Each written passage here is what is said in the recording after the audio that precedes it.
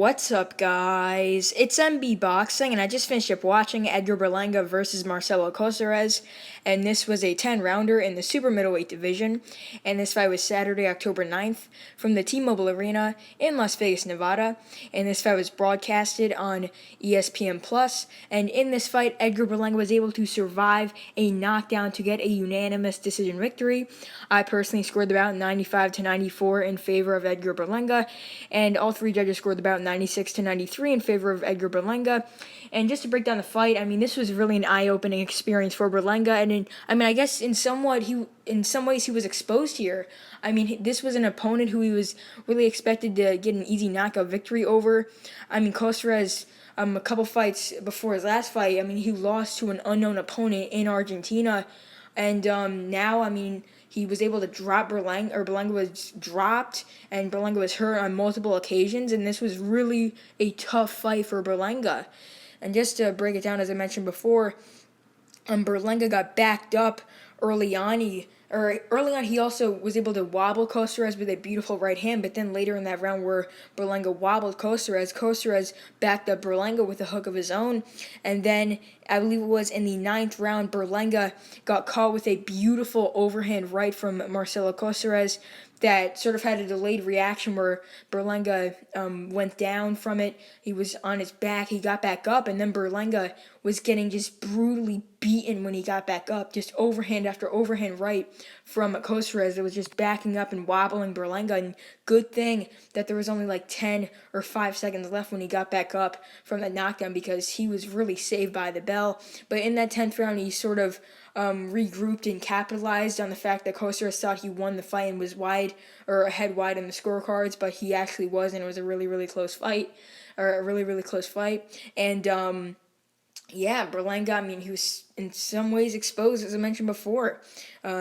Coceres, I did expect him to get knocked out in the first half of the fight, since he got knocked out by Billy Joe Saunders, who isn't really known for his power. But, what is next for Edgar Berlanga? In this fight, he really just came forward and wasn't doing enough in some ways, and he was just getting caught off the back foot by a counterpuncher in Coceres. And if he fights another counterpuncher like that, and especially one at a higher level, he'll get put to sleep. So as I mentioned before, what is next for him? For Berlanga, I honestly don't know. If he's had a bad performance like this, then I don't know who he's going to fight. He's been hyped up so much as this killer who's going to be the next pound-for-pound star, but he just got exposed. And I know he's young and all, but as a fighter that's been as hyped as he is, he did not perform that well.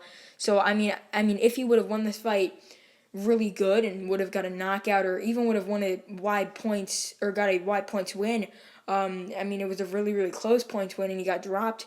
If he would have won it wide, I could have saw him facing like a Steve Nelson, someone like that, like a really good fighter, maybe a Jesse Hart. But after this performance, I would even struggle with them putting him against a guy like Mike Guy, someone like that. That might be his next opponent, who knows? But I can't really see him facing a guy at the level like Coceres, maybe just at the level of Coceres or below.